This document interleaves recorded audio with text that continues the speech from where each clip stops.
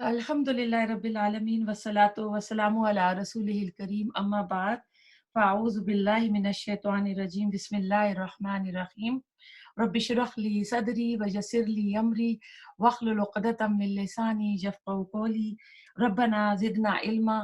पारा नंबर 30 और सूरतुल आला। जैसा कि हमने देखा कि सूरत मुज़म्मल के बाद से सूरतुन नास तक जितनी भी अब सूरतें आ रही हैं, उनमें 2-2 सूरतों के वाज़िया जोड़े हैं। इसमें दरमियान में एक 4 सूरतों का भी जोड़ा था।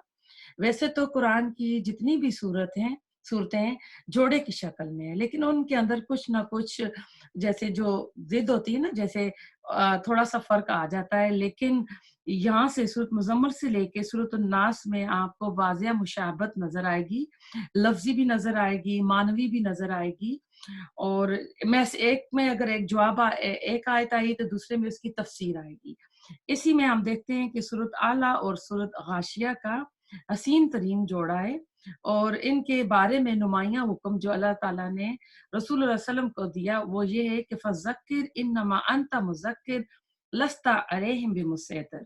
तो कहते हैं ये ऐसे जैसे कि ना मोती परोए जाते हैं, उस तरह के ये अल्फाज हैं। तो सूरत आला में फ़ज़क्किर इन नफ़ातिज़ ज़िक्र आया है। रसूलुल्लाह सल्लल्लाहु अलैहि वसल्लम का मामूल था। हज़रत नुमान बिन बशीर रावी हैं इस हदीस के, मुस्लिम, निसाई और दाऊद की हदीस है कि आपका मामूल था कि आप दोनों ईदों पे इस सूरत गाशिया और सूरत आला, पहली रकत में सूरत आला और दूसरी रकत में आप सूरत गाशिया पढ़ा करते थे। इसके अलावा आप जुम्मे के दिन भी इन 2 सूरतों का एहतमाम किया करते थे। पहली रकत में आला, दूसरी में गाशिया।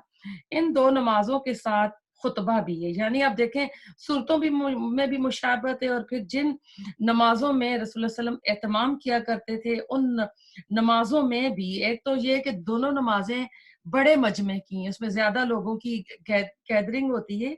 तो जुमे के नमाज़ में भी खुतबा आता है और ईदों की नमाज़ में भी खुतबा आता है। फ़र्क इतना है कि जुम्मे का खुतबा जो है, वो नमाज़ से पहले आता है और ईद का खुतबा जो है, वो नमाज़ के बाद आता है। तो खुतबा क्या होता है? एक नसीहत होती है, याददहानी होती है, तज़कीर होती है और रसूलुल्लाह सल्लल्लाहु अलैहि वसल्लम का असल मकसद भी यही होता था। और रवायात से साबित होता है कि आप जब भी कोई दर्स देते हैं, जो भी आप कोई बयान देते हैं, तो आप इसी तरह यानी लोगों की नसीहत, तज़कीर का ही किया करते थे। फिर इन 2 सूरतों के अंदर हम लफ्ज़ी मुनासबत भी देखेंगे। सूरत आला में आएगा यस्लल नारल कुब्रा और सूरत गाशिया में आएगा फयुअज़्ज़िबुल्लाहुल अज़ाबल अकबर। अब नार जो है मोनस है तो उसकी सिफ़त कुबरा आएगी, आप देखेंगे। अज़ाब मुज़क्कर है तो उसकी सिफ़त जो है अकबर आएगी। तो 2 पहलू ऐसे हैं सूरत आला में कि वो मामूल जो जो मामूली मुख्तसर आया है। यानी सूरत आला में आप देखेंगे कि वो मामूली तो नहीं, मैंने गलत लफ़्ज़ बोला, ये नहीं कहना चाहिए। यानी वो मुख्तसर आया है, तो उसमें शॉर्ट आया है और सूरत गाशिया में तफ़सील के साथ आया है। अल्लज़ी खलक़ फ़सव्वा। और दूसरी आयत इसकी शरह में मिलेगी, सूरत गाशिया की आखिरी 4 आयत इसके बारे में आएँगी कि वो कहते हैं ना कि आप देखें अल्लाह ताला ने किस तरह चीज़ें बनाई, उनको बराबर किया।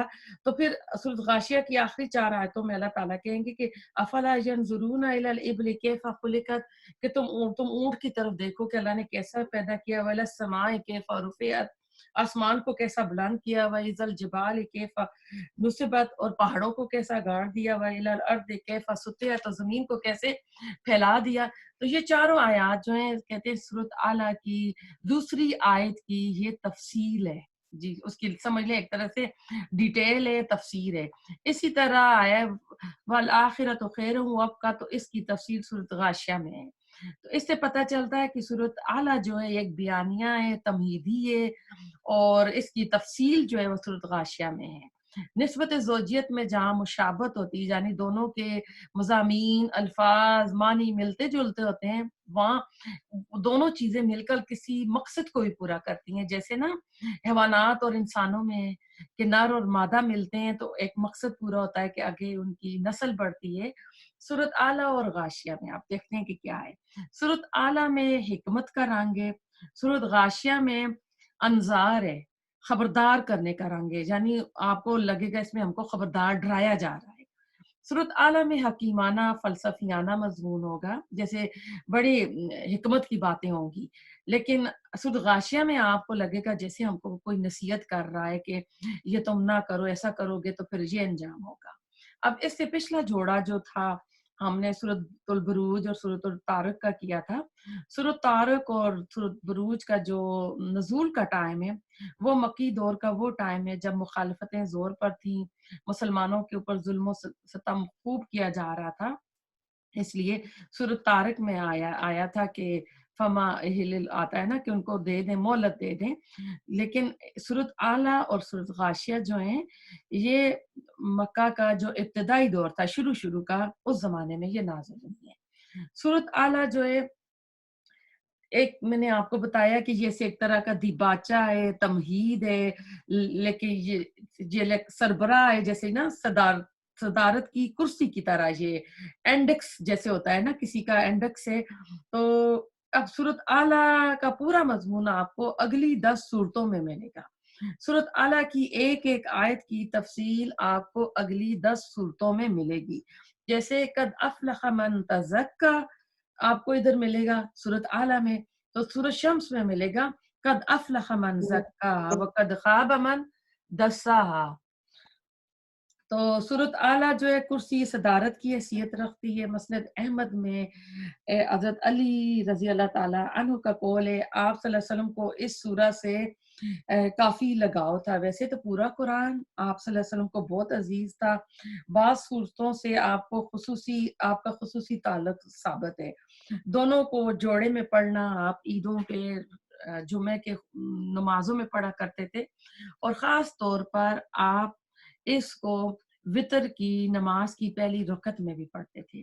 और भाई इब्ने काब फरमाते हैं, तिरमिज़ी और अबू दाऊद की रवायत है, वितर की पहली रकात में आप सल्लल्लाहु अलैहि वसल्लम सूरत आला पढ़ते थे, दूसरी में आप सूरत काफ़रून पढ़ते थे, और तीसरी में आप सूरतुल इखलास कुल हुवल्लाहु अहद पढ़ा करते थे। ये 2 रवायात से साबित है। एक और रवायत हज़रत आयशा की आती है, जो कि अबू दाऊद, तिर्मिज़ी, इब्न माजा में है। ये रवायत इतनी आम नहीं है। इसमें कहा गया है कि पहली रकत में आप सल्लल्लाहु अलैहि वसल्लम सूरत आला, दूसरी में सूरत काफ़रून और तीसरी में मौज़्ज़तैन इकट्ठा करते थे। यानी आप कुल हुवल्लाहु अहद, कुल आऊज़ु बिरब्बिल फलक और कुल आऊज़ु बिरब्बिन नास, ये तीनों सूरतें इकट्ठी करके आप पढ़ा करते थे। तो अभी आयत का जो हम तफसीर करेंगे उससे पहले इसका हम लुब लबाब देख लेते हैं कि इनको हमने भी इसी तरह जुम्मे की नमाज घर में पढ़ रहे हैं, तो आप कोशिश करें इस सूरह को ज़ुबानी याद करें। ये रसूलुल्लाह सल्लल्लाहु अलैहि वसल्लम को बहुत अजीज थी, खास दिली लगाव था। हम भी उसी दिली लगाव के साथ इस सूरह को पढ़ें, वितर की पहली रकात में भी पढ़ें, और फजर की पहली रकात में भी अगर हो सकता है तो सुबह का आगाज अल्लाह ताला की सब्बिह इस्म रब्बिकल आला से करें। तो अब हम तफसीर की तरफ चलते हैं आयत नंबर 1 से। सब्बिह तस्बीह कीजिए इस्मा नाम की, रब्बिका अपने रब की, अल आला जो बहुत बुलंद है, यानी अपने रब की पाकी बयान करें जो बहुत आला है, अरफा है। अब सब्बहा जो है इसके मुख्तलिफ मानी है। इमाम राग़ब के नज़दीक है किसी चीज़ का पानी में तैरना या हवा में तैरना और तेजी से गुजर जाना। सबहा अरबी में तैराक को कहते हैं जो स्विमर होता है। तो इसमें आया है कि तस्बीह का मफ़हूम कि अल्लाह के नाम की तस्बीह करें जो अल्लाह बहुत आला है, अरफा है। सब्बहा की सूरतें हम पढ़ चुके हैं, उनमें तस्बीह पर बहुत ज़्यादा बात भी हम कर चुके हैं। सब्बहा तेज़ी से कोई चीज़ हरकत करे और अपनी सतह को बरकरार रखे। जैसे ज़मीन और जितने प्लैनेट्स जो है ना, ये सब तैर रही हैं ना, और अपनी जो सतह है उसको भी बरकरार रख रहे हैं। अजराम समाविया जो हैं, उनका सूरह यासीन में आया है, कुल्लु फी फलकिन यस्बहून, कि सब अपने-अपने मैदार में तैर रहे हैं। तो तस्बीह फ़ेल बाब तफ़ील में वो तो असल मकाम कहते हैं कि बरकरार रखना। सवाल पैदा होता है कि अल्लाह की तस्बीह से क्या मुराद है? अल-आला, अल-आला अल्लाह ताला की शान है, तो हम अल्लाह ताला की शान को किसी भी एतबार से कम ना करें, उसको नीचे हम घटाएँ नहीं, उसको हम मखलूक के बराबर ना लाएँ। अगर हम मखलूक के बराबर ले आएँगे, तो यही शिर्क होगा। یا مخلوق میں کسی ایک کو ہم اللہ تعالیٰ کا ہمسر بنا دیں، اللہ کے برابر کر دیں. جیسے ہمارے یہاں ہوتا ہے نا قبروں والے پیر بابے، تو جا کے ان سے جا کے حاجتیں مانگتے ہیں، چادریں چڑھاتے ہیں اور دیگیں وہاں پہ پکاتے ہیں، جانور ذبح کرتے ہیں اور ہم اپنی منتیں مرادیں جو ہے نا ہم جا کے ان سے مانگتے ہیں. تو یہ پھر ہم کیا کرتے ہیں، ہم نے زمین والوں کو اوپر کر دیا، اللہ کے برابر کر دیا. ایک ہے اوپر سے نیچے لانا، یعنی اللہ تعالیٰ کا مقام نیچے لے آنا، اور دوسرا یہ کہ جو زمین پہ بندے ہیں ان کو آپ اوپر پہنچا دیں، ٹھیک ہے، اللہ تعالیٰ کے برابر. تسبیح میں اللہ کے ساتھ کوئی ایسا تصور وابستہ نہ ہو جائے جو اس کے شان کے خلاف ہو. آسان مفہوم میں کیا ہوگا، اس کی حقیقت کا اعتراف کرنا کہ اللہ تعالیٰ میں کوئی ضعف نہیں ہے، اللہ تعالیٰ میں کوئی نقص نہیں ہے، اللہ تعالیٰ میں کوئی کوتاہی نہیں، کوئی کوتاہی نہیں ہے، کمی نہیں ہے. اللہ تعالیٰ اعلی عرفہ ہے، اللہ کی ذات میں عیب نہیں ہے، اس کی صفات میں کوئی عیب نہیں ہے. حمد و ثنا بھی ہم کرتے ہیں، حمد کہتے ہیں تعریف کو. اللہ تعالیٰ کامل ہے، اللہ تعالیٰ کا علم کامل ہے، اللہ تعالیٰ کی قدرت کامل ہے. کامل مین کمپلیٹ ہے. ہماری معرفت رب کی تکمیل ہو، ہم اللہ کی جان کو جان نہیں سکتے. اسماء و صفات میں دو پہلو سامنے رکھنے ہیں. اس کی ہستی کامل ہو، اللہ تعالیٰ کی حکمت اختیار قدرت کامل ہو. وہ ہر کمزوری سے پاک ہے، ہر عیب اور نقص سے پاک ہے. یہی اللہ تعالیٰ کی تسبیح ہے. اس کی ذات میں تمام کمالات موجود ہوں، یہ حمد ہے. بخاری کی آخری حدیث ہے، کلمتان حبیبتان علی الرحمن ثقیلتان علی المیزان خفیفتان علی اللسان، کہ دو کلمے ایسے ہیں جو رحمان کو بہت محبوب ہیں، جو کہ میزان پر ترازو پر بہت بھاری ہیں اور زبان پر بہت ہلکے ہیں. وہ ہیں سبحان اللہ و بحمدی سبحان اللہ العظیم. اور اس کے فضیلتیں اور فائدے بھی بہت ہیں. عقبہ ابن عامر ایک روایت میں کہتے ہیں سبح اسم ربک الاعلی نازل ہوئی تو رسول اللہ صلی اللہ علیہ وآلہ وسلم نے فرمایا اس کو اپنے سجدوں میں رکھو، سبحان ربی الاعلی. اور جب سورۃ واقعہ میں دو بار یہ لفظ آیا جو میں کہوں گی سبح اسم ربک العظیم، یہ سورۃ الواقعہ میں دو بار آیا. سورۃ الحاقہ اسی پر ختم ہوئی ہے، اور جو ختم ہوئی ہے وہ الفاظ تھے فسبح بسم ربک العظیم. تو اس وقت آپ نے فرمایا اس کو اپنے رکوع میں رکھو.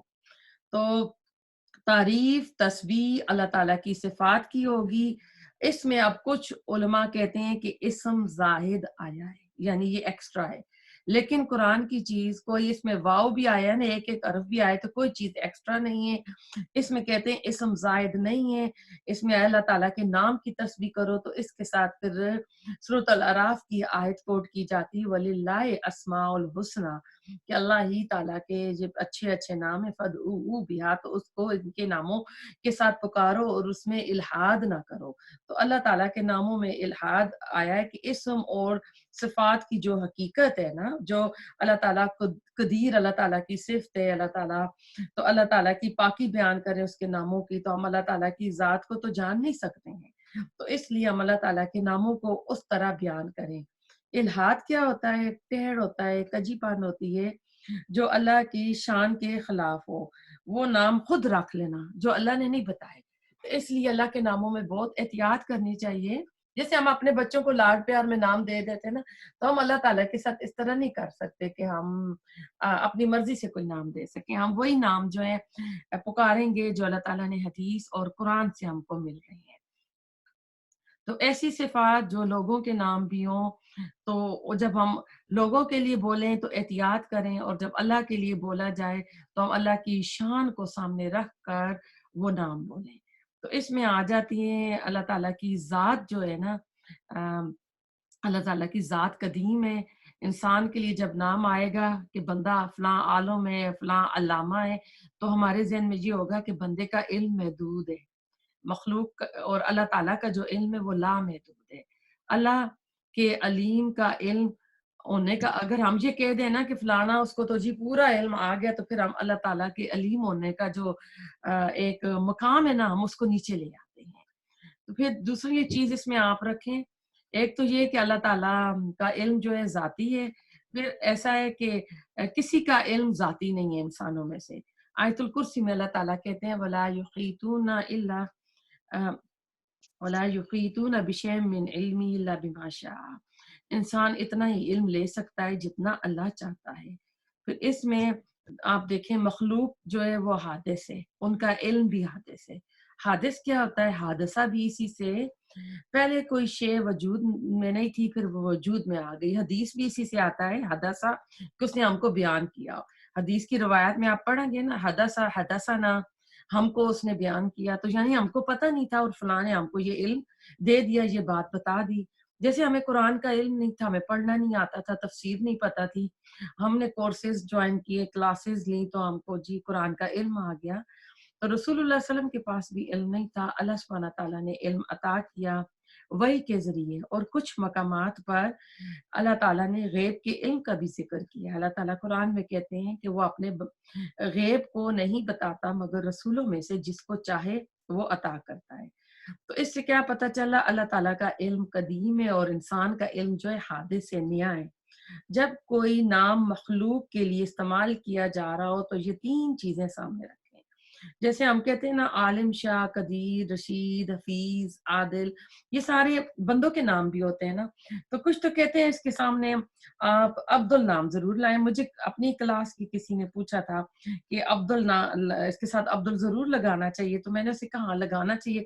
लेकिन होता क्या है कि कई बार आप कदीर नाम है तो अब्दुल कदीर नहीं, उसको कदीर कदीर ही कहते रहते हैं। लेकिन जब कदीर कहेंगे तो हमारे जहन में जाएगा ये इंसान है, इसका इल्म, इसकी जात जो है कदीम नहीं है, इसका इल्म जो है हादिस है, इसका इल्म जो है फिर महदूद है। ये 3 चीज़ें हम रखेंगे। इस कदीर है तो इसकी कुदरत को हम रखेंगे कि ये कादिर नहीं है, कदी वो नहीं है, इसकी कुदरत जो है वो महदूद है, लामहदूद अल्लाह ताला की तरह नहीं है।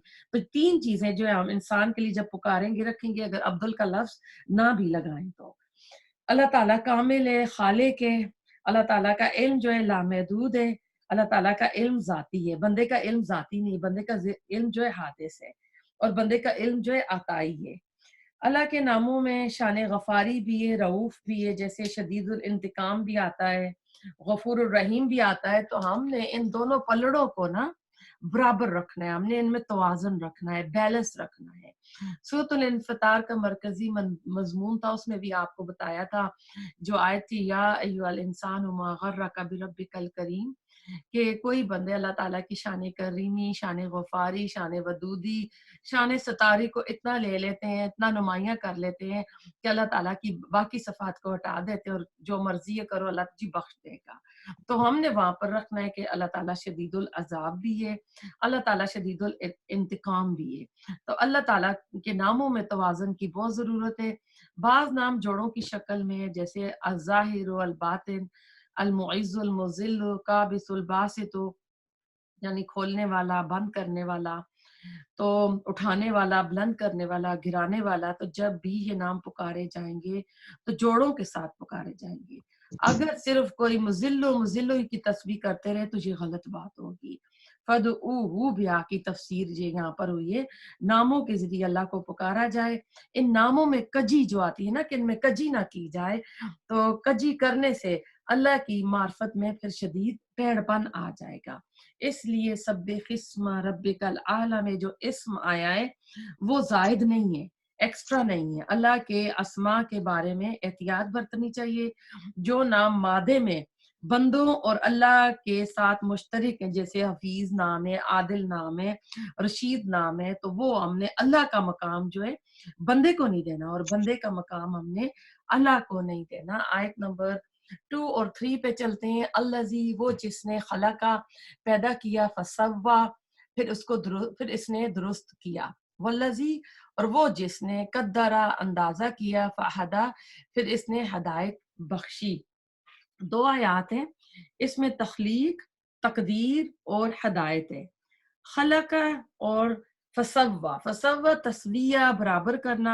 सूरत हिजर में हम पढ़ चुके हैं, अल्लाह ताला कहते हैं फरिश्तों को, व इज़ क़ाला रब्बुका लिल मलाइकति इन्नी खालिकुम बशर, कि मैं एक इंसान बनाने वाला हूँ मिट्टी से, सड़े हुए गारे से। तो ये खलका है। फिर अल्लाह ताला ने कहा कि व इज़ा सव्वैतु व नफ़ख्तु मिन रूही फ़क़ऊ लहू साजिदीन, یہ سورۃ سعد میں آیا ہے کہ جب اس کو میں برابر کر چکوں، سوا سویتہ، اس کو میں خوبصورت بنا چکوں، اس کے نقش و نگار واضح کر چکوں، تو پھر کیا کرنا، میں اپنی روح ڈال دوں، تو پھر اس کو سجدہ کرنا۔ اب خلق سے مراد ہے کسی چیز کا حیولہ جو ہوتا ہے نا، اسٹرکچر ہوتا ہے، ڈھانچہ ہوتا ہے، وہ بنانا۔ اور تسویہ، سویہ، سواؤن برابر کرنا، اعتدال پیدا کرنا، توازن پیدا کرنا۔ جب کہتے ہیں کہ یہ کنسٹرکشن کی فیلڈ میں جب کوئی بلڈنگ تیار ہوتی ہے تو اس کا پہلے اسٹرکچر تیار کیا جاتا ہے، پھر اس کی فنشنگ ہوتی ہے، نقش و نگار ہوتے ہیں، ڈھانچہ تیار ہوتا ہے، پھر آرکیٹیکچر جو ہوتے ہیں وہ اپنا کام کرتے ہیں، اس میں خوبصورتی پیدا کرتے ہیں۔ تو یہ تسویہ یا سویہ، سوا فسوا، نکھار پیدا کرنا، نوک پلک سنوار دینا۔ سورۃ الحشر میں اللہ سبحانہ تعالیٰ کے ناموں کا بہترین گلدستہ ہم پڑھ چکے ہیں، وہاں پر تھا الخالق الباری المصور۔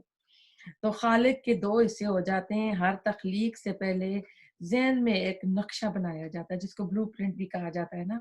کوئی عمارت بنانے والا ذہن میں ایک نقشہ تیار کرتا ہے، اس کو سورہ المیہ کہتے ہیں۔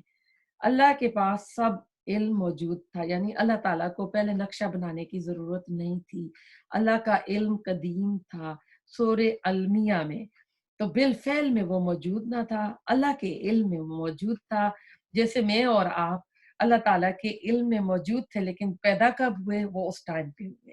علامہ اقبال نے فارسی میں کہا ہے کہ اے اللہ، تیرے علم میں سویا ہوا تھا، تو نے اپنی قوت خلاقی کا اظہار کرنے کے لیے مجھے پیدا کیا۔ تو یعنی اب ہمارے فیوچر میں ہماری نسلوں میں کوئی بچے آ رہے ہیں تو وہ بھی اللہ تعالیٰ کے علم میں ہیں، اللہ تعالیٰ اس کی خلاقی کا پھر جب ہوں گے تو اظہار کرے گا۔ تو ذات باری تعالیٰ میں کل مخلوق موجود تھی، پھر اللہ تعالیٰ نے ان کو پیدا کر کے دکھایا۔ اب خلق سے مراد ذہنی خاکہ آپ لے لیں، علامہ اصلاحی صاحب اس کو کہتے ہیں، محسن اصلاحی صاحب کے یہ ذہنی خاکہ ہے۔ کوئی مجسمہ تراش رہا ہو تو اس کی تصویر اس کے ذہن میں موجود ہوتی ہے، وہ سوچتا ہے نا مجھے کس طرح کا مجسمہ بنانا ہے، پھر وہ ایک ڈھانچہ بنتا ہے، پھر سویہ جو ہوتا ہے نقش و نگار ہوتے ہیں۔ تو یہ الخالق الباری المصور کے مفہوم میں آتا ہے، اور یہ اس کی ڈیپتھ میں جائیں تو بڑا فلسفیانہ یہ مضمون ہے۔ پھر تقدیر، ان دو آیات میں جو تین چیزیں میں نے کہا تھا نا، خلقہ، فسوا اور قدرہ۔ تو قدرہ میں تقدیر، قدرہ اندازہ مقرر کرنا۔ ہر چیز جو اللہ نے پیدا کی ہے، سورج کے لیے بھی اللہ تعالیٰ نے قانون مقرر کر دیا ہے، آزادی نہیں ہے، پہاڑ، کائنات، جو بھی چیزیں اللہ نے بنائی، جب اللہ تعالیٰ نے ان کو کہا تھا کہ تم آؤ تو ان کر ہم، تو انہوں نے کہا تھا ہم خوشی خوشی آتے ہیں۔ اور پھر ایک بار تھا کہ اللہ تعالیٰ نے جب اپنی یہ احکامات کی جو امانت تھی ان کے سامنے بھی رکھی تھی، لیکن انہوں نے انکار کر دیا اور انسان نے اس کو لے لیا تھا، اور ان کو پتا تھا کہ اس کے آگے جا کے نا جو احکامات ہیں ان کی ذمہ داریاں بہت ہوں گی، لیکن انسان نے ثواب کو سامنے رکھ کے اس کو فوراً لے لیا، پھر انسان نے اس کا حق ادا نہیں کیا۔ قدر، مقدار، تقدیر، کسی شے کی ویلیو ٹھہرا دینا۔ ہر نوع کی تقدیر ہے، اسی طرح ہر فرد کی تقدیر ہے، یعنی کائنات کی جو چیز اللہ نے بنائی ہے اللہ نے اس کا ایک اندازہ مقرر کر رکھا ہے، تو اسی طرح ہر بندے کی بھی تقدیر ہے۔ ہر انسان کا پیٹرن ہے جو اس کی جینز کے اندر ہے۔ جیسے ہم کوئی پودا لگاتے ہیں نا تو بیج بوتے ہیں، تو اس بیج کے اندر اس پورے درخت کا سمجھ لیں کہ وہ بیج جو ہوتا ہے ایک جینز ہوتی ہے، اس پورا درخت کہ کیسا ہوگا، اس کا پھل کیسا ہوگا، میٹھا ہوگا، ذائقہ کیسا ہوگا، سائز کیا ہوگا، یہ سارا اس بیج کے اندر نا پروگرام کیا ہوتا ہے۔ تو اسی طرح وہ انسان کی جو جینز کے اندر یہ سب کچھ ہوتا ہے کہ اس کی ذہانت، اس کی قوت، اس کی صلاحیتیں، اس کا اندازہ معین ہو چکا ہوتا ہے۔ سورۃ دہر میں اللہ تعالیٰ کہتے ہیں کہ فری چوائس ہے انسان کے پاس نا، اس کی فریڈم ہے، اپنی کھال سے اندر رہے گا یا کھال سے باہر نکلے گا، اما شاکروں و اما کفورا، یعنی شکر گزاری کریں گے تو ہم اپنی کھال کے اندر رہیں گے، اگر ہم ناشکری کریں گے تو اس کا مطلب ہے ہم اس سے باہر نکلنے کی کوشش کر رہے ہیں۔ صلاحیتیں اور استعداد ہر بندے کی مختلف ہوتی ہے، کسی کو 500 تک کی دی جاتی ہے اور اس نے نہ کسی کو 5,000 کی دی جاتی ہیں اور اس نے 500 استعمال کی ہوتی ہیں، اور ایک بندے کو ملی ہی 500 ہیں، تو آپ بتائیں نا یہ دونوں برابر تو نہیں ہو سکتے نا. حساب سوال یعنی یہ قابلیت صلاحیت آپ دیکھتے ہیں نا، کچھ لوگ بہت ایکسٹرا آرڈنری سمارٹ ہوتے ہیں اور کچھ بڑے ہی ڈم ڈل قسم کے ہوتے ہیں. اب ایک بندے کو ملی ہی 50 ہے، ہاں، اور اگر وہ 50 استعمال کرتے ہیں اور دوسرے کو 5,000 ملی اور اس نے 500 استعمال کیے، تو اب ایسا ہے جس نے 50 استعمال کر دی، اس نے تو جو دیا تھا اسے اپنی ساری کوششیں ساری ایبلٹیز سب کچھ اس نے لگا دیا. جس کو 5,000 ملی تھی تو اس نے نہیں لگائی، تو پھر اس کا کیا ہوگا؟ اس سے سوال ہوگا. تو اپنے وجود سے کوشش کرو، تمہارے اندر قیمتی موتی اور ہیرے موجود ہیں. اعملو، عمل کرو جو استعداد اللہ تعالیٰ نے ودیت کر دی ہے، جو پروگرام کر دیا ہے.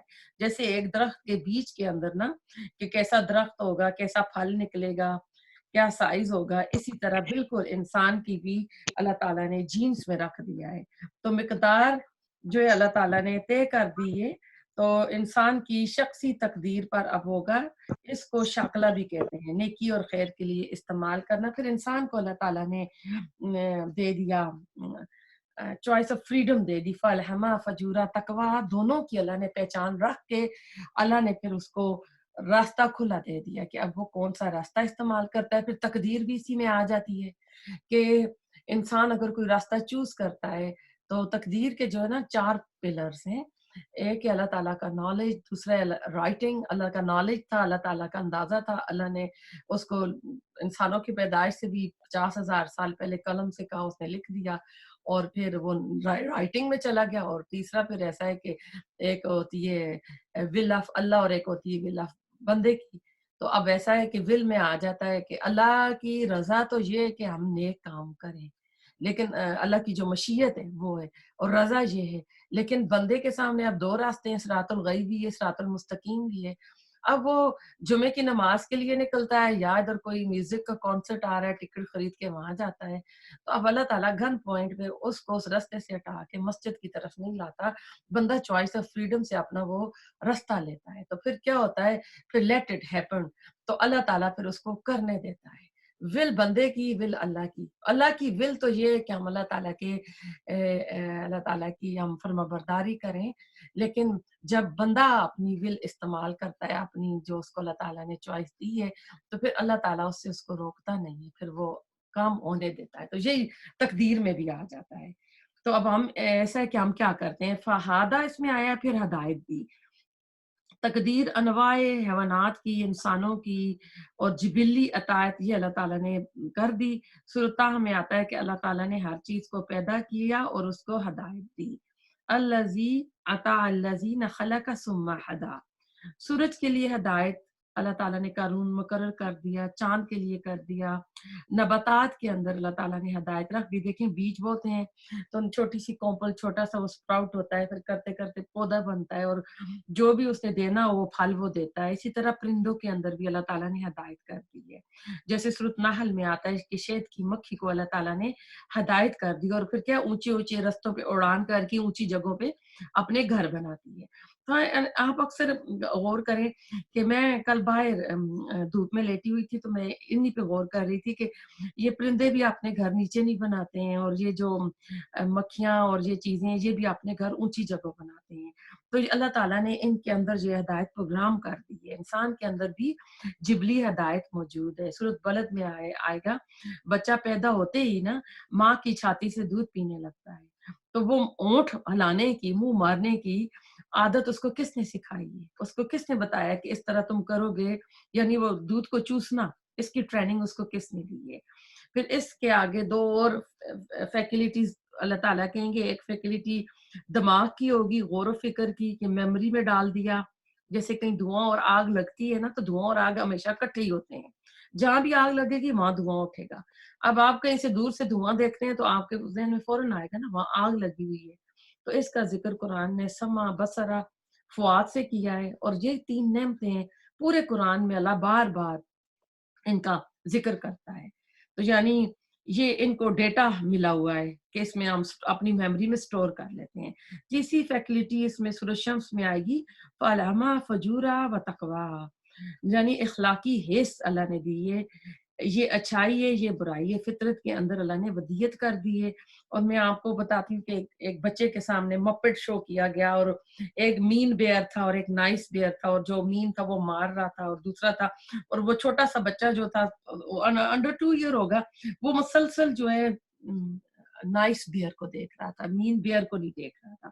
تو یہ انسان کے اندر اللہ تعالیٰ نے جو پروگرام کر دیے کہ اچھائی ہر بندے کو پسند ہے۔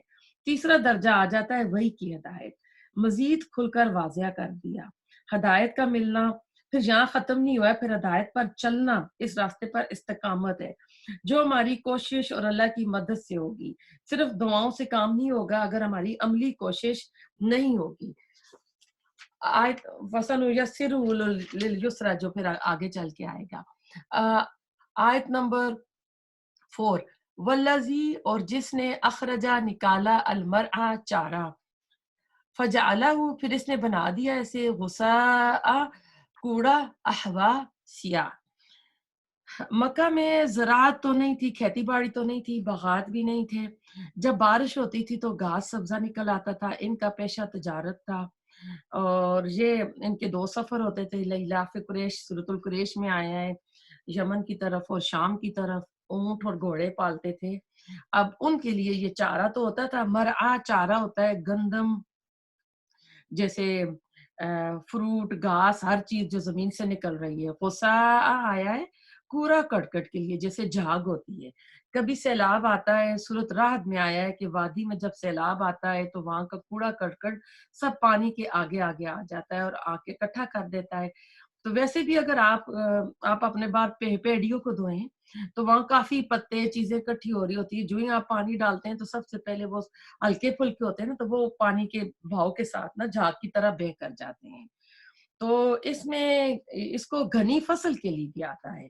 دوسری اس کی ایک تو یہ نا چارہ جب جل کے سوکھ کے گولڈن پیلا ہو جاتا ہے، چورا چورا ہو جاتا ہے، اور دوسری رائے یہ فصل کے لیے آتا ہے۔ اور مولانا فرائی صاحب اور مولانا اصلاحی صاحب نے ان کو کوڑے کرکٹ سے نہیں تعبیر کیا۔ وہ کہتے ہیں کہ جب فصل نکل آتی ہے، فصل نکل آتی ہے تو بہت بڑھتی ہے اور گھنی ہو جاتی ہے بہت، اور ایک دوسرے میں گتھم گتھا ہو جاتی ہے۔ پھر اس میں احوا آیا ہے، رنگ کے اندر سیاہی پیدا ہو جانا۔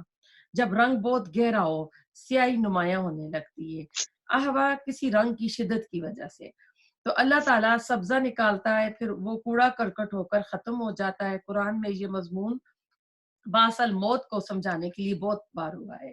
بچہ پیدا ہوا، لڑکپن آیا، بچپن آیا، جوانی، بڑھاپا، پھر قبر، اور پھر قبر میں جا کے ہڈیاں گل سڑ گئیں، اور پھر اللہ دوبارہ اٹھائے گا۔ اب ایسا ہے کہ امام جو افرائی صاحب ہیں اور امام جو ہیں مولانا اصلاحی صاحب ہیں اور ایک مولانا فرا ہیں، ان کی یہ صحیح رائے ہیں کہ یہاں مضمون موت کے بعد اٹھانے کا نہیں آیا ہے، ادھر فصل کی بہار کی انتہا کے لیے آیا ہے۔ سورۃ الرحمن میں آتا ہے نا، مدہامتان، گہرا سبز رنگ، سیاہی مائل، تو یہاں وہ والا مفہوم آیا ہے، گھنے باغ والا۔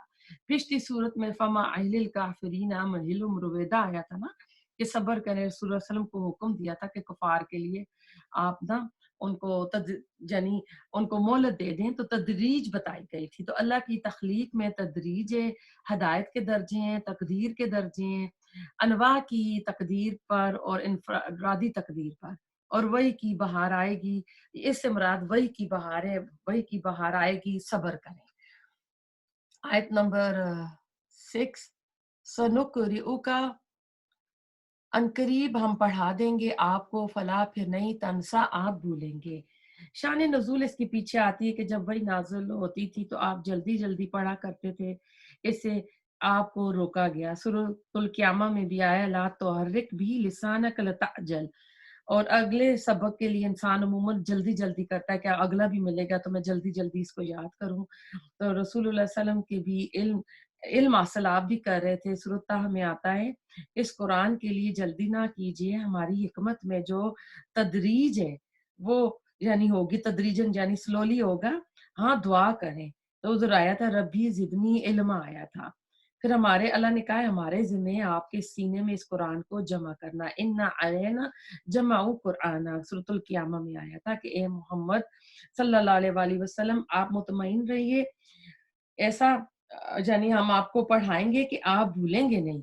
تو اس میں آتا ہے کہ جب وہی نازل کا سلسلہ شروع ہوا نازل ہونا، تو آپ وہی کے الفاظ کو یعنی یاد کرنے میں جلدی جلدی زبان چلاتے تھے، تو ادھر آپ کو اس کی آ، اس جس سے کیا ہوتا تھا کہ جس سے آپ کی توجہ ہٹ جاتی تھی، اللہ تعالیٰ نے اس بات کی ذمہ داری لی اور فرمایا کہ آپ صرف توجہ سے سنا کریں، اور اس کو زبان آپ کی زبان پہ جاری کرنا، آپ کے دل میں محفوظ کرنا ہمارا کام ہے۔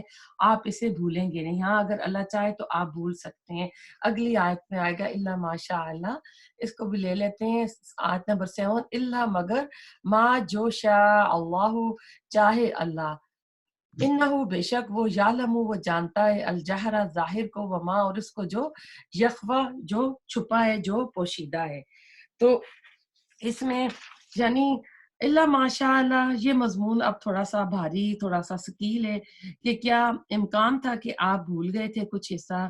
راجے رائے کہ اللہ کی قدرت کاملہ کے اظہار کے لیے آیا ہے، اور ہر مشیت پر اللہ کی مشیت غالب ہوتی ہے۔ کوئی کچھ چاہ نہیں سکتا جب تک اللہ نہ چاہے، وما یشاءون الا ان یشاء اللہ، تم چاہ ہی نہیں سکتے جب تک اللہ نہ چاہے۔ تو اللہ کی مشیت، اللہ کا اذن ہر چیز پر غالب ہے، اس کے بغیر کوئی چیز وجود میں نہیں آ سکتی۔ اس حقیقت کو واضح کرنے کے لیے لازماً ایسی چیز ہے جو صرف یہاں بیان نہیں کی، جیسا کہ سورۃ ہود کی آیت نمبر 106 108 میں آیا، خالدین فیہا ما دامت السماوات والارض الا ما شاء ربک، کہ وہ رہیں گے وہاں پر ہمیشہ جب تک زمین اور آسمان ہے، اور جب تک تیرا اللہ چاہے۔ تو اہل جہنم جہنم میں رہیں گے جب تک زمین اور آسمان قائم رہیں گے، سوائے اس کے جس کو اللہ چاہے، الا ما شاء ربک۔ تو اس کے بارے میں ابن العربی کہتے ہیں کہ نہیں، کچھ لوگ جو ہیں یہ ان کا صرف ایک عقیدہ ہے، باقی کوئی علماء اس پہ نہیں چلتے ہیں۔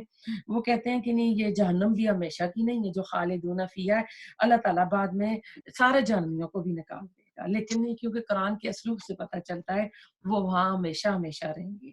تو ایمان والے جو نیک اعمال میں کم ہوں گے وہ بھی جہنم میں جائیں گے، لیکن گناہوں کی سزا بھگت کر نکل آئیں گے۔ ادھر الا ماشاء اللہ اس لیے آیا ہے، جنت اور جہنم والے ہمیشہ ہمیشہ رہیں گے، سوائے جو چاہے تیرا رب، اللہ کی مشیت مطلق ہے۔ تو اس کا مخالف مفہوم لیا جانا ضروری نہیں۔ اس طرح فرمایا کہ اللہ تعالیٰ بنی اسرائیل میں کہ اے نبی، اگر ہم چاہتے ہیں تو جو وہی نازل کی جاتی ہے اس کو ہم آپ سے لے جاتے، لیکن اللہ تعالیٰ نے ایسا نہیں کیا تھا۔ اللہ تعالیٰ کی قدرت کاملہ کے لیے یہ آیا ہے۔ بتایا جا رہا ہے کہ یہ قرآن نہ تو رسول اللہ صلی اللہ علیہ وسلم کی اپنی ایجاد ہے، نہ انہوں نے اپنی ان کی لکھی ہوئی کتاب ہے، اور نہ اپنے سینے پر وہ برقرار رکھنے پر قادر ہیں، اور ہم بھی اگر ہم ہی ان کو ہم نے دیا، اور جب تک ہم چاہیں، یعنی اللہ تعالیٰ کہہ رہے ہیں ہم نے یہ قرآن دیا، جب تک ہم چاہیں وہ اس پر قائم رہیں گے۔ اللہ نے ایسا نہیں کرنا تھا، لیکن اللہ کی مشیت کا یہاں پر اظہار ہوا ہے۔ ایسے سورہ شعراء میں آتا ہے، کیا یہ لوگ کہتے ہیں کہ یہ قرآن محمد صلی اللہ علیہ وسلم نے خود گھڑ لیا ہے جھوٹ سے؟ اے نبی، ہم چاہیں تو آپ کے دل پر مہر کر دیں، وہاں پر بھی ایسا الفاظ ہے، لیکن اللہ تعالیٰ نے مہر نہیں کیا تھا۔ جبریل علیہ السلام رب کے حکم سے نازل کر رہے تھے، رسول اللہ صلی اللہ علیہ وسلم کی چاہت سے نہیں ہو رہا تھا، اور نہ ہی جبریل علیہ السلام کی مرضی سے ہو رہا تھا۔ اب ادھر کوئی اور مفہوم نہیں ہے۔ تو کچھ علماء اس کو نسخ کے ساتھ جوڑتے ہیں، جیسے سابقہ انبیاء کے حکموں کا نسخ ہوا ہے۔ قرآن میں بھی نسخ ہے، سورۃ البقرہ کی ایک آیت نمبر 109 ہے کہ کوئی مرنے والا ہو تو اس کو چاہیے کہ وہ وصیت لکھ دے۔ پھر جب وراثت کا حکم آ گیا تو پہلا حکم منسوخ ہو گیا، تو اب وصیت صرف 1/3 کی ہے، اگر کوئی کرے تو 1/3 کی صرف کرے گا، اپنے سارے مال کی نہیں کر سکتا۔ اسی طرح آیت رجم بھی تھی جو منسوخ ہوئی، حکم موجود تھا سنت الرسول میں، اور لیکن وہ آیت ہٹ گئی۔ تو یہ کچھ کہتے ہیں کہ یہ اس کے بارے میں ہے۔ آیت نمبر 8 پہ چلیں گے۔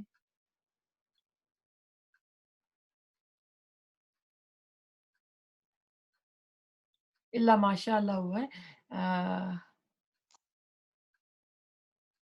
انہو بے شک وہ، یعلم وہ جانتا ہے، الجہرا ظاہر کو، وما یخفا اور جو پوشیدہ ہے۔ میں اپنی گلاسز لے لوں۔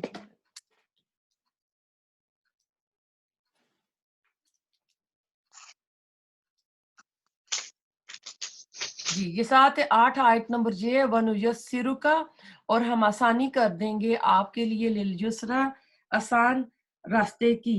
تو اللہ تعالیٰ آپ کے لیے آسانی کر دے گا آسان راستے کی. اس آیت کے کئی مطلب ہو سکتے ہیں، مثلا یہ کہ آپ کو بلا تکلیف سہولت کے ساتھ قرآن یاد رہے گا. دوسرا یہ کہ ہم آپ صلی اللہ علیہ وسلم کو آسان اور یعنی شریعت پر چلائیں گے. تیسرا یہ کہ شریعت کے احکام پر عمل کرنا رسول اللہ علیہ وسلم کے لیے آسان بنا دیں گے. چوتھا یہ کہ اسلام کے راستے سے ہم تمام رکاوٹوں کو دور کر دیں گے اور کامیابی کی راستے پر چلا دیں گے اور یہ راستہ آسان کر دیں گے. پانچواں یہ کہ آپ صلی اللہ علیہ وسلم کی ذمہ داری بس اتنی ہے کہ آپ لوگوں کو اللہ تعالیٰ کا پیغام پہنچا دے. اس سے آگے کسی کو مشکل میں نہیں پڑنا، یعنی جبرن لوگوں کو، زبردستی لوگوں کو اسلام کی طرف نہیں لانا. یہ بھی ایک اسلام کے اوپر الزام ہے کہ اسلام جو ہے تلوار سے پھیلا ہے، تو ایسی بات نہیں ہے. آیت نمبر 9 پہ چلتے ہیں. فذکر، پس نصیحت کیجئے، ان اگر نفعاتی فائدہ دے الذکرہ، نصیحت کرنا. تو آپ یعنی لوگوں کو فائدہ پہنچانے کے لیے نصیحت کریں، تو ایسے لوگوں کو بار بار واعظ و نصیحت کرتے لیں جو لوگ واعظ اور نصیحت سے فائدہ لے رہے ہیں. لیکن جو لوگ فائدہ لے رہے ہیں اور جو لوگ الٹا مذاق کرنے لگے ہیں، مخالفت پر اتر آئے ہیں، تو ایسے لوگوں کو واعظ اور نصیحت سے پرہیز کریں، یعنی ان کو نہ کریں. کیونکہ پھر وہ اگر بار بار مذاق کا نشانہ بنا رہے ہیں تو وہاں تبلیغ کرنے کا کوئی فائدہ نہیں ہے. جو نصیحت لے رہا ہے، جو حق کو قبول کر رہا ہے، تو اس کو آپ اور مزید یہ بتاتے جائیں. اور چاہے ایسا ہے کہ واعظ اور نصیحت صرف اس کے لیے کہتے ہیں یہ واعظ اور نصیحت ہے. واعظ کہتے ہیں کسی کو تلقین کرنا، نصیحت جیسے ایڈوائز کرنا، بتانا کہ یہ تیرے لیے برا ہے، یہ تو نقصان پہ چلا جائے گا، یہ کرے گا تو تیرے لیے بہت اچھا ہے. تو کہتے ہیں یہ فائدہ اٹھانے کے لیے لوگ تیار ہوں تو ان کو کرنی چاہیے، سب کے لیے نہیں ہے، بلکہ صرف اس کے لیے جس کے دل میں کچھ اللہ کا ڈر ہو اور جو ڈرتا ہو، اس کے لیے یہ نصیحت اس کو کام دے گی. کیونکہ اگلی آیت بتا رہی ہے سَيَذَكَّرُ، ان قریب نصیحت کرے گا، مَن یخشا، جو ڈرے گا. تو اس سے پتہ چل رہا ہے کہ نصیحت جو ہے تقوی والا ہی حاصل کرے گا. جس کے دل میں اللہ تعالیٰ کا ڈر نہیں ہوگا، جو ڈرتا نہیں ہے، تو وہ تو الٹا مذاق ہی اڑائے گا، اور اس کے اوپر جو نصیحت کی جا رہی ہے، واعظ کیا جا رہا ہے، اس کے اوپر اس کا کوئی اثر نہیں آئے گا، الٹا جو محنت ہے وہ ضائع ہوگی. ذالک الکتاب لا ریب فیہ ھدی للمتقین، اللہ تعالیٰ نے شروع ہی میں تقوی کی شرط لگا دی تھی. وَيَتَجَنُّبُهَا، اور اجتناب کرے گا اس سے، الاشقى، سب سے زیادہ بدبخت. آیت نمبر 11 12 ابھی کریں گے، 12 13 اکٹھی کریں گے ہم لوگ. الذی، وہ جو، یسلا، جلے گا، النارا، آگ میں، الکبریٰ، بہت بڑی، ثم، پھر، لا یموت، نہ وہ مرے گا، فیہا، اس میں، ولا، اور نہ، یحیا، وہ جیے گا. جو لوگ رسول اللہ علیہ وسلم کی دعوت سے دور ہٹ کر رہے ہیں، ان کے ہٹنے کی وجہ یہ نہیں ہے کہ دعوت میں یا دائی میں کوئی خرابی تھی، بلکہ ان کے دلوں میں خرابی تھی. وجہ کیا تھی؟ دنیا کی زندگی حسین تھی، وہ اسی زندگی کو کل متاع سمجھ رہے تھے. یہ دنیا مومن کے لیے قید خانہ ہے اور کافر کے لیے جو ہے وہ ایک جنت کی طرح ہے کہ اپنی ساری خواہشات پوری کر رہے ہیں. تو اب ایسے لوگوں کو آخرت کا ڈر نہیں تھا، کوئی فکر اندیشہ نہیں تھا. تو ایسے لوگ جو ہیں بہت ہی یعنی محروم بد قسمت لوگ ہیں. تو اللہ تعالیٰ کہہ رہے ہیں ان کو ان کے حال پر چھوڑ دو، ایک بڑی آگ میں یہ ڈالنے جانے والے ہیں. جب آگ میں جائیں گے تو نہ وہاں مریں گے نہ وہاں جئیں گے، وہاں ہمیشگی کا عذاب ہوگا، دائمی عذاب ہوگا. وہاں کی زندگی پر موت کو ترجیح دیں گے، یعنی وہاں پہ نا وہ کہیں گے ہائے ہم مر جائیں. اب دنیا میں تو موت سے ڈرتے ہیں، وہ چاہتے ہیں کہ اتنی نعمتیں اکٹھی کر لی ہیں، گھر اس طرح بنا لی ہیں، ان کو چھوڑنے کو جی نہیں چاہتا. لیکن جب وہاں جائیں گے تو کہیں گے ہائے کاش مجھے موت آ جائے، وہاں کے عذاب سے بچنے کے لیے کہیں گے. لیکن وہاں کا عذاب جو ہے دائمی ہے، وہاں سے نکل نہیں سکیں گے. سورۃ نساء میں ہم پڑھ چکے ہیں کہ ان کی کھالیں جل جائیں گی تو ان کو بدلنا ہوا آئے گا کہ ہم ان کی کھالیں بدل دیں گے.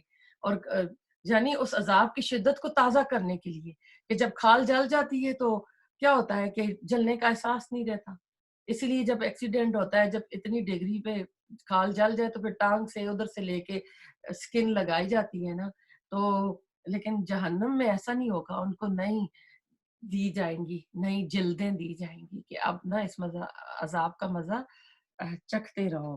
تو ہم نے ابھی 13 تک کی ہیں، تو اب چلتے ہیں آیت نمبر 14 پہ.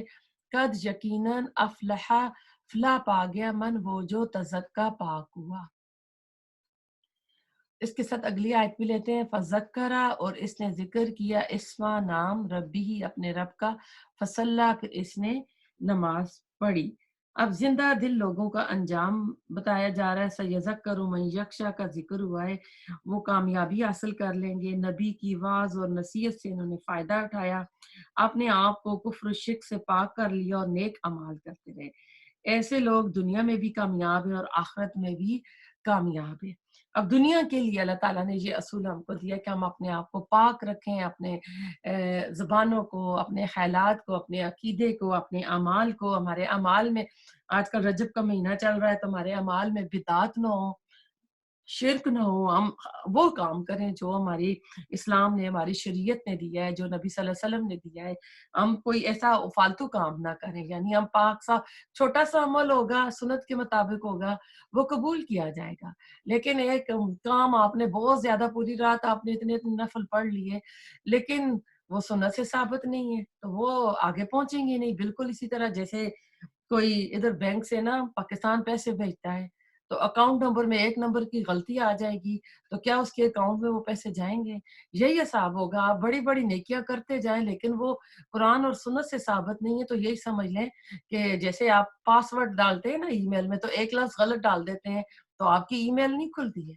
تو یہی حساب ہوگا وہاں پہ کہ ایک ذرا سی غلطی سے، وہ ایک کلک سے، ایک پاس ورڈ کی غلطی سے، ایک اکاؤنٹ کے نمبر، غلط نمبر ڈالنے سے وہ چیز اس اکاؤنٹ میں نہیں جائے گی، کہیں اور چلی جائے گی.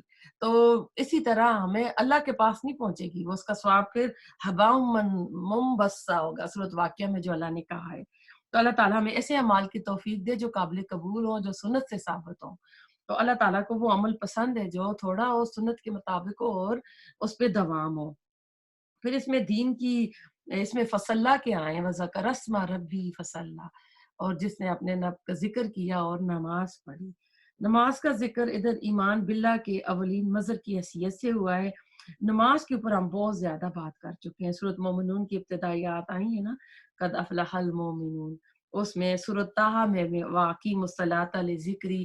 تو نماز جو ہے، پھر ایک بار بتا دوں کہ نماز جو ہے ٹائم کی پابندی کے ساتھ، قبلے کی رخ کے ساتھ، وضو کے ساتھ، یعنی طہارت کے ساتھ پڑھنی ہے. پھر نماز جو ہے یہ وہ چیز ہے جس کا قیامت کے دن سب سے پہلے سوال کیا جائے گا. اور نماز جو ہے بے حیائی سے، برے کاموں سے بچاتی ہے. جب بندہ نماز پڑھے گا تو پھر کیا ہوگا؟ اس کے سارے اعمال ٹھیک ہوتے جائیں گے. ایسی ایک بات یاد آ گئی امام احمد بن حنبل کے بارے میں کہ وہ خانہ کعبہ میں نہیں، سوری یہ بات بعد میں آئے گا، عراق میں کوئی آدمی تھا، وہ ڈاکے ڈالتا تھا، چوریاں کرتا تھا. تو اس کو ایک دن نماز پڑھتے دیکھ لیا، تو اس سے کہا کہ تو اتنے ڈاکے ڈالتا ہے، کرتا ہے، اور یہاں تو نماز پڑھنے آیا ہے. تو وہ ڈاکو چور جو تھا وہ کہنے لگا کہ میں نے اپنے سارے دروازے جو ہے نا بند کر رکھے ہیں، صرف ایک یہ دروازہ میں نے اللہ کی طرف کھول رکھا ہے. تو پھر کچھ عرصے بعد امام احمد بن حنبل جو ہے یہ جاتے ہیں، حج پہ جاتے ہیں، تو وہاں دیکھتے ہیں کہ وہ نا طواف کر رہا ہے. تو پھر انہوں نے کہا کہ دیکھو اس نے ایک دروازہ کھلا چھوڑا تھا نا، تو اللہ تعالیٰ نے اس کو ہدایت دے دی. تو ایسا ہی آج کل کے بچے بھی دین بے دینے ہو جاتے ہیں، لیکن انہوں نے صدقے کے کوئی اس طرح کے دروازے کھلے ہوتے ہیں، ہم بڑے دعائیں کرتے ہیں ان کی ہدایت کے لیے. تو پھر کہتے ہیں کہ چلو اللہ، ہو سکتا ہے کوئی ایک دروازہ کھلا ہے تو اللہ تعالیٰ ان کو بھی ہدایت دے دے. تو یہ ہوتا ہے کہ اپنے سارے دروازے بند نہیں کرنے چاہیے. جیسے ہمارے یہاں بھی ہوتا ہے نا، لوگ کہتے ہیں اپنے واپسی کے دروازے بند نہیں کرنے چاہیے. جس طرح طارق بن زیاد نے کشتیاں جلا دی تھی، یعنی واپسی کا راستہ ہی نہیں چھوڑا تھا کہ ہم نے اسپین کو ہر حالت میں فتح کرنا ہے. تو ہم بھی اپنے جو ہے اللہ تعالیٰ کے ساتھ جو رکھے، اور رکھے 5 نمازیں پڑھیں. اگر ایک پڑھی ایک نہیں پڑھی تو دیوار کی ایک اینٹ نہیں لگی تو دیوار جو ہے کمپلیٹ نہیں ہوگی. آیت نمبر 16، بل تو سیرونا، بلکہ تم ترجیح دیتے ہو الحیاتہ زندگی کو، دنیا دنیا کی. تو اس سے پتہ اگلی بھی لے لیتے ہیں آیت، کیونکہ یہ مضمون ایک ہی ہے. والآخرت، اور آخرت، خیر بہتر ہے، و ابقا، اور زیادہ باقی رہنے والی ہے. اب یہاں آپ کو پتہ چل گیا ہے جو نماز نہیں پڑھتے ہیں تو ان کی پرابلم کیا ہے. ان کا یعنی اس بیماری کی وجہ کیا ہے نا، کہ یہ بیماری کیوں آئی ہوئی ہے، اپنے آپ کو پاک نہیں کر رہے، تزکیہ نہیں کر رہے، نماز نہیں پڑھ رہے، تو بیماری دنیا کی محبت ہے، اور دنیا آخرت کے مقابلے پر کچھ بھی نہیں ہے، متاع الغرور ہے، مردہ بکری، آپ نے میرے سے اکثر وہ حدیث سنی ہوئی ہے، تو دنیا کچھ بھی نہیں ہے، اور آخری چیز جو ہے نا، آخرت جو ہمیشہ رہنے والی، وہ آخرت ہے، وہ ہمیشہ رہیں گی، وہاں سب جوان ہوں گے، کسی کو وہاں کوئی بیماری غم دکھ نہیں ہوگا، جو چاہیں گے وہاں پر ملے گا، لیکن اس کے لیے اس دنیا میں اپنے اوپر کچھ پابندیاں لگانی ہے، نفس کے اوپر لگانی ہے، حرام حلال جائز ناجائز کا خیال رکھنا ہے، تو اس لیے پھر ہوگا۔ اگر ہم نے وہ خیروں و ابقا کو چھوڑ کے ہم نے جو جس کو دنیا کو عاجلہ لانے کہا ہے، اگر ہم نے عاجلہ لے لی، اور یہ تو پھر آپ کو پتا ہے کہ جو 100 سالہ زندگی بھی گزار کے جائے گا تو وہاں وہ کہے گا کہ میں دن کا کوئی حصہ دنیا میں گزار کے آیا ہوں۔ تو میں اور آپ اپنی دن کا کچھ حصہ کے لیے اپنی ہمیشگاہ کی جو زندگی ہے نا، اس کو داؤ پہ نہ لگائیں، ہم اللہ تعالیٰ کے احکامات کے اوپر عمل کریں۔ ہم آخری پارے پہ آ گئے ہیں، آلموسٹ ہم نے پورا قرآن کمپلیٹ کر لیا ہے، اور اب بھی اگر ہمارے اعمال نہیں بدل رہے، ہم صحیح نہیں ہو رہے، تو ہمارے لیے بڑا ہی کہتے ہیں نا وہ کیا کہتے ہوتے ہیں کہ یہ جو لمحہ فکریہ ہے، کہ ہم غور کریں کہ ہم اپنا کس چیز کا نقصان کر رہے ہیں، پھر ہم اپنی عمروں کو بھی دیکھیں، ہم کس ایج میں پہنچ آئے ہیں، تو اس کے باوجود بھی اگر ہم صحیح نہیں ہوتے نا، تو اس میں اللہ تعالیٰ ہماری نا اصلاح کرے، اور ہم جو ہمارا ہمیشگی کا گھر ہے اس کو ہم جو ہے مقدم رکھیں، اس کے لیے کوششیں کریں۔ دنیا آخرت کی کھیتی ہے، آج جو جہاں بوئیں گے نا، کل وہاں جا کر ہم وہ کاٹیں گے۔ انا یقیناً حاضہ یہ لفظ صحف، البتہ صحیفوں میں، الاولا پہلے، صحف صحیفے ابراہیم علیہ السلام کے، و موسیٰ اور موسیٰ علیہ السلام کے۔ اب قرآن کی جو تعلیم ہے، تمام نبیوں کی تعلیم ہے، یہ رسول اللہ صلی اللہ علیہ وسلم جو کچھ تم سے بیان کر رہے ہیں، یہ کوئی نئی چیز نہیں ہے، یہ انوکھی چیز نہیں ہے، تمام اگلے جو پہلے انبیاء اور رسول آ چکے ہیں، یہ انہی کی تعلیم ہے۔ اس لیے اللہ تعالیٰ نے کہا نا کہ یہ لصحف ابراہیم و موسیٰ پچھلے جو صحیفوں میں تھا، تو یعنی نبی صلی اللہ علیہ وسلم جو پیغام دے رہے ہیں، یہ پہلے انبیاء کو بھی ملا تھا، وہاں پر ہر بندے کا اپنا عمل قائم آئے گا، کوئی دوسرا کسی کا بوجھ نہیں اٹھائے گا، لہا ما کسبت و علیکم ما کسبتم۔ تو حضرت موسیٰ علیہ السلام اور بنی اسرائیل کے دوسرے کئی نبیوں کے صحیفے اور اسفار تورات کی شکل میں موجود تھے، اگرچہ ان میں تعریفیں ہو چکی ہیں، یہ بدل چکے ہیں، اصلی حالت میں نہیں ہیں، ان کی حیثیت بھی وہ نہیں ہے، کیونکہ ان کے علماء نے اپنی طرف سے اس میں لکھ کے چیزیں شامل کر دی ہیں۔ تاہم سب میں توحید اور قیامت کی تعلیم جو تھی بہت ہی واضح اور بہت ہی مؤثر انداز میں تھی کہ دلوں پر اثر کرے۔ ابراہیم علیہ السلام نے اپنی اولاد کو جو تربیت دی، وہ اگرچہ صحیفے کی شکل میں نہیں تھی، صحیفے یعنی چھوٹے چھوٹے کتابچے پملٹس کی شکل میں نہیں تھی، بلکہ وہ زبانی تعلیم تھی، نصیحت کی صورت میں تھی۔ ان کی اولاد کی ایک شاخ بنی اسرائیل نے اس کو صحیفوں کی شکل میں محفوظ کیا۔ ہر نبی ان کا اپنے دور کے لوگوں کو اس کی یاد دہانی کراتا رہا۔ آج بھی وہ ان کے صحیفے جو ہیں ان کے پاس موجود ہیں، اور قرآن میں بھی جا بجا اس کا ذکر ملتا ہے۔ حضرت ابراہیم کی اولاد کی جو دوسری شاخ تھی بنی اسماعیل، ان کے پاس یہ تحریری صحیفے جو تھے نا، وہ محفوظ نہیں رہے۔ کیوں نہیں رہے؟ وجہ کیا تھی؟ وجہ یہ تھی کہ وہ لکھنا پڑھنا نہیں جانتے تھے۔ جب رسول اللہ علیہ وسلم کو نبوت ملی تو مکہ میں گنتی کے 10 یا 20 لوگ تھے جو لکھنا پڑھنا چاہتے تھے، تقریباً پتہ نہیں کتنے لاکھ کی آبادی میں۔ تو ہوا کیا کہ یہ روایات کی صورت میں زبانی بتاتے تھے، جیسے قصہ کہانیاں سنائے جاتے ہیں نا۔ آج کل تو آپ کو پتا ہے T V, smart phone, computer آ گیا، تو فیملی کا جو اکٹھے رات کو بیٹھنا تھا، باتیں کرنا تھا، وہ تو ختم ہی ہو گیا۔ پرانے وقتوں میں تو آپ کو پتا ہے باہر چوپالوں میں، حجروں میں، بیٹھکوں میں وہ محفلیں سجتی تھیں، باتیں کی جاتی تھیں، گھروں میں اکٹھے ہوتے تھے۔ تو یہ نہیں تھا، تو یہ کیا کرتے تھے انہوں نے، وہ ابراہیم علیہ السلام کی جو باتیں تھیں وہ روایات کی شکل میں تھے، وہ ایک دوسرے کو بتاتے تھے۔ پھر کیا ہوا، رفتہ رفتہ ختم ہو گیا، پھر اس کے اندر بدعات آ گئی، نئی چیزیں آ گئیں، اور بدعات نے ان کے اوپر غلبہ پا لیا۔ کہ رسول اللہ صلی اللہ علیہ وسلم کی نبوت سے اثر نو اس کی تجدید ہوئی اور تکمیل بھی ہوئی. اب قیامت تک کے لیے یہی دین رہے گا. الجوم اکملت لکم دینکم اتممت نعمتی وردیت علیکم دین الاسلام.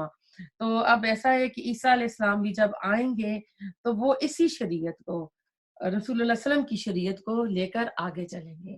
تو اللہ تعالیٰ ہمارا پڑھنا پڑھانا قبول فرمائے. کوئی غلطی کمی کوتا ہوئی ہوئی تو اللہ تعالیٰ وہ معاف کر دے. ہم سب کے گھروں میں اللہ تعالیٰ رحمت برکتیں نازل فرمائے. جو ہاسپٹلس میں بیمار ہیں اللہ تعالیٰ انہیں کمپلیٹ ریکوری شفا دے کر گھر لے کر آئے. نرمین، فاطمہ، سمیہ اور جو بھی بیمار ہے جنہوں نے دعا کے لیے کہ اللہ تعالیٰ سب کو شفا عاجلہ کاملہ عطا فرمائے. ربنا تقبل منا انک انت السمیع العلیم وتب علینا انک انت التواب الرحیم. سبحانک اللہم وبحمدک نشہد ان لا الہ الا انت نستغفرک ونتوب الیک. السلام علیکم ورحمۃ اللہ وبرکاتہ.